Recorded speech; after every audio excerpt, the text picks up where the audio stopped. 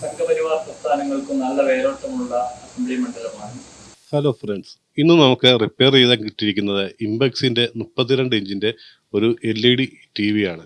ഇതിൻ്റെ കംപ്ലൈൻറ്റ് എന്താണെന്ന് വെച്ച് കഴിഞ്ഞാൽ സൗണ്ട് കേൾക്കാം, പക്ഷേ പിക്ചർ വരുന്നില്ല എന്നൊരു കംപ്ലൈൻ്റ് ആണ്.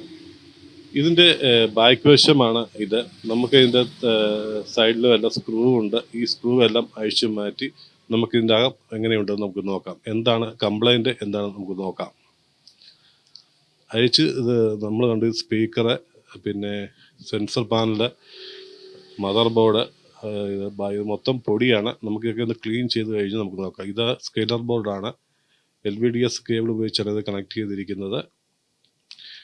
താഴെ കാണുന്ന കേബിളാണ് കോഫ് ഫ്ലെക്സ് കേബിളാണ്. അത് മുറിഞ്ഞു പോയി കഴിഞ്ഞാൽ പാനൽ തന്നെ മാറ്റേണ്ടി വരും.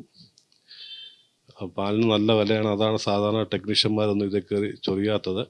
ഇപ്പം മേളിൽ കാണുന്നതാണ് LED ലൈറ്റിനുള്ള വോൾട്ടേജ് കൊടുക്കുന്നത്. ആ കേബിൾ വഴിയാണ് LED ബൾബിന്, ബാക്ക് ലൈറ്റിനുള്ള LED ബൾബിന് വോൾട്ടേജ് കൊടുക്കുന്നത്. നമുക്ക് ഈ വോൾട്ടേജ് ഒന്ന് ചെക്ക് ചെയ്ത് നോക്കാം. ഇപ്പോൾ 33 വോൾട്ട് കാണിക്കുന്നത്. ഇതിന് 72 വോൾട്ട് വേണം. 12 LED ആണ് 2 സ്ട്രിപ്പുകളായിട്ട്. ഇപ്പോൾ നമ്മൾ ഓൺ ചെയ്ത സമയത്ത് ബൂസ്റ്റ് ചെയ്തിട്ട് ഒരു പ്രൊട്ടക്ഷൻ മോഡിലേക്ക് മാറുകയാണ്. അതായത് ലോഡൊന്നും ഇല്ലാത്തത് കൊണ്ട് പ്രൊട്ടക്ഷൻ മോഡിലോട്ട് ഇത് മാറും. LED കണക്റ്റ് ആയി കഴിഞ്ഞാൽ മാത്രമേ ഫുൾ വോൾട്ടിൽ ഇത് വർക്ക് ചെയ്യൂ. അപ്പോൾ ബാക്ക് പാനൽ പോയാണെന്ന് തന്നെ നമുക്ക് ഉറപ്പിക്കാം. നമുക്കിനി ഇത് ഒന്ന് അഴിക്കുമ്പോൾ വളരെ സൂക്ഷിച്ചഴിക്കണം. സ്കെയിലർ ബോർഡ് ഒക്കെ അഴിക്കുന്നത് സൂക്ഷിക്കണം. ആ ഫ്ലെക്സ് കേബിളൊക്കെ മുറിഞ്ഞു പോയി കഴിഞ്ഞാൽ പുതിയ പാനൽ തന്നെ മേടിക്കേണ്ടി വരും. പിന്നെ നമുക്ക് ഏകദേശം ഒരു 4500-5000 നഷ്ടമായിരിക്കും.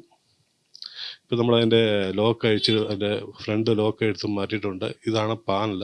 ഇനിയും പാനൽ നമ്മൾ വളരെ ശ്രദ്ധയോടുകൂടി ഇതെടുത്ത് മാറ്റണം.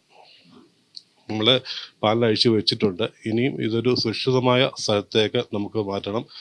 ഈ അതിൻ്റെ സ്കെയിലർ ബോർഡൊന്നും കംപ്ലൈൻറ്റ് പറ്റാതെ നമ്മൾ സൂക്ഷിച്ച് മറ്റൊരു ഭാഗത്തേക്ക് മാറ്റി ആരുടെയും ചവിട്ടൊന്നും വെക്കാത്ത സ്ഥലത്ത് കൊണ്ട് മാറ്റി സൂക്ഷിച്ച് വെക്കുക.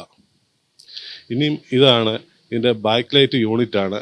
ഇതിന് മണ്ടയ്ക്കിരിക്കുന്ന ഷീറ്റിൻ്റെ പേരാണ് ഡിഫ്യൂസർ ഷീറ്റാണ്. ഇത് പ്രകാശം 4 സൈഡിലേക്ക് വ്യാപിപ്പിക്കാനാണ് ഈ പേപ്പർ വെച്ചിരിക്കുന്നത്. അതിനടിയിലെ ലൈറ്റ് ഗൈഡ് പ്ലേറ്റാണ്. അത് പ്രകാശം എല്ലാ സൈഡിലും ഒരേ രീതിയിൽ എത്തിക്കുവാൻ വേണ്ടിയാണ് അതിനടിയിലുള്ള ഷീറ്റ് വെച്ചിരിക്കുന്നത്. ഏറ്റവും അടിയിലായി കാണുന്ന ഈ ഷീറ്റാണ് റിഫ്ലക്ടർ ഷീറ്റാണ്. LED ബൾബ് കത്തുമ്പോൾ 4 സൈഡിലേക്ക് വെളിച്ചം ഒരേപോലെ എത്തിക്കാൻ വേണ്ടി സഹായിക്കുന്നത്. ഇതാണ് എൻ്റെ സ്ട്രിപ്പ്. ഇതിലേതെങ്കിലും ഒരു LED പോയി കഴിഞ്ഞാൽ ഈ മുഴുവൻ LED പ്രകാശിക്കാതെ വരും. അങ്ങനെയാണ് നമുക്ക് TVയിലെ വെളിച്ചമൊന്നുമില്ലാതെ പിക്ചർ കാണുന്ന ഒരു അവസ്ഥ വരുന്നത്. ഇപ്പോൾ നമുക്ക് സ്ക്രൂ ആണ്. ചിലത് ഡബിൾ ഷീറ്റ് സ്റ്റിക്കർ വെച്ച് ഒട്ടിച്ചിട്ടുണ്ട്. ഇതിപ്പോൾ സ്ക്രൂ ആയതുകൊണ്ട് നല്ല സുരക്ഷിതമായി ഇരിക്കും. നമ്മൾ ഒരു 2 ബാക്ക് ലൈറ്റിൻ്റെ പാനൽ മേടിച്ചിട്ടുണ്ട്. ഇത് നമുക്ക് സെറ്റ് ചെയ്തിട്ട് ഇത് ചെക്ക് ചെയ്ത് നോക്കാം. റിമോട്ട് വെച്ച് നമുക്ക് ഓണാക്കി നോക്കാം. ഓക്കെ, ഇപ്പം എല്ലാ ബൾബും പ്രകാശിക്കുന്നുണ്ട്. നമുക്കിനി തിരിച്ച് ഇതൊന്ന് സെറ്റ് ചെയ്യാം. നമ്മൾ അഴിച്ച ഓരോ ഷീറ്റുകളും പഴയതുപോലെ തന്നെ നമുക്ക് സെറ്റ് ചെയ്യാം. നമ്മൾ റിഫ്ലക്ടർ ഷീറ്റ് സെറ്റ് ചെയ്തിട്ടുണ്ട്. അതിനുശേഷം ഡിഫ്യൂസർ ഷീറ്റും ലൈറ്റ് ഗൈഡ് പ്ലേറ്റും എല്ലാം നമ്മൾ സെറ്റ് ചെയ്തു. ഇതാണ് പാനൽ ലോക്കാണ് ഇതിൻ്റെ സ്കെയിലർ ബോർഡ്. അത് സൂക്ഷിച്ച് ചെയ്യുക. നമ്മളിപ്പോൾ ഇതെല്ലാം സെറ്റ് ചെയ്തിട്ടുണ്ട്. ഇനിയും ഇതൊക്കെ എല്ലാം വെച്ച് നമ്മളിത് വർക്കാകുമോ ഇല്ലയോ നമുക്കിത് ചെക്ക് ചെയ്ത് നോക്കാം. ഓക്കെ, ഓനിക്സ് എന്ന് എഴുതി കാണിച്ചിട്ടുണ്ട്. അപ്പോൾ നമ്മുടെ TV റെഡി ആയിട്ടുണ്ട്.